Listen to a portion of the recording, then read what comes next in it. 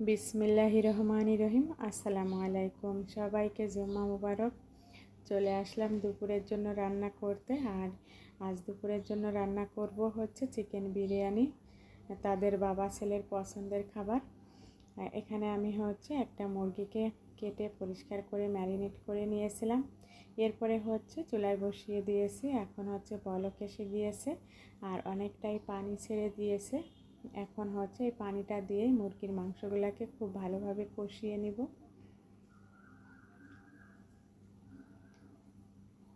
কষিয়ে নিয়ে নামিয়ে নিয়েছি। তারপরে হচ্ছে পোলাওর চাউলটাও ফ্রাই করে পানি দিয়ে দিয়েছিলাম। আর এখন হচ্ছে পানিটা শুকিয়ে গিয়েছে। এখন আমি নেড়ে একটু তারপরে হচ্ছে দমে রেখে দিব। চুলার আঁচটাকে লো হিট করে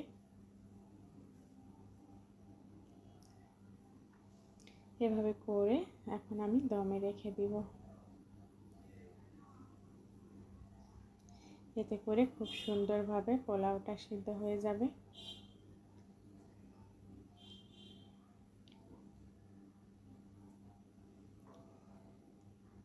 চলে আসলাম 10 মিনিট পরে। এখন হচ্ছে নেড়ে মিক্স করে দিতেছি। মাশাআল্লাহ খুবই সুন্দরভাবে চাউলটা সিদ্ধ হয়ে গিয়েছে। এ পর্যায়ে আমি হচ্ছে কষিয়ে রাখা চিকেনগুলো দিয়ে দিব উপর দিয়ে। চিকেনটাকে মাশাআল্লাহ খুব সুন্দরভাবে কষিয়ে নিয়েছিলাম। এখন এভাবে করে উপর দিয়ে দিলাম। আবারও 10 মিনিটের মতো দমে রেখে দিব। চলে আসলাম আবারও 10 মিনিট পরে। এখন আমি হচ্ছে মিক্স করে নিব।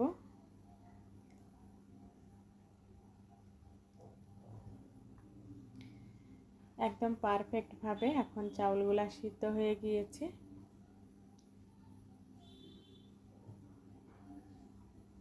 মিক্স করে নিয়েছি।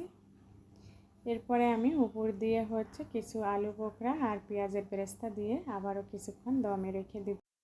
তারপরে হচ্ছে সার্ভ করে নিব। এতে করে হচ্ছে আলু বোখরাটা একদমই নরম হয়ে যাবে। আর আগের থেকে দিলে হচ্ছে একদম গলে যায়, এজন্য আমি পরে দিলাম। একটু ঘিও দিয়ে দিব, বেরেস্তাও দিয়ে দিলাম। এখন আমি হচ্ছে একটা চুলায় একটা তাওয়া বসিয়ে তার উপরে বসিয়ে রাখবো। এতে করে নিচে আর লেগে যাবে না, যেহেতু এখন আর কিন্তু পানি নেই।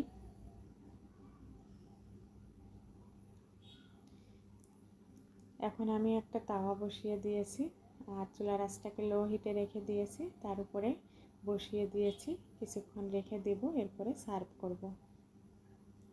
আলহামদুলিল্লাহ 5-7 মিনিট পরে আমি নামিয়ে নিয়েছি। মাশাআল্লাহ খুবই সুন্দরভাবে হয়েছে। আর এখন আমি হচ্ছে সার্ভ করব।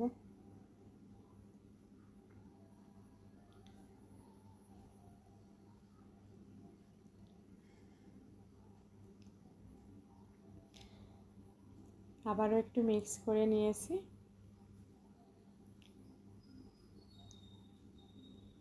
আর এখন হচ্ছে সার্ভ করেছি। সালাদ কেটে নিব, কাঁচামরিচও নিয়েছি। আলহামদুলিল্লাহ এটা ছিল দুপুরের খাবার। আমার ভিডিওটা যে পর্যন্তই। আল্লাহ হাফেজ। আসসালামু আলাইকুম। সবার জন্য দোয়া রইল।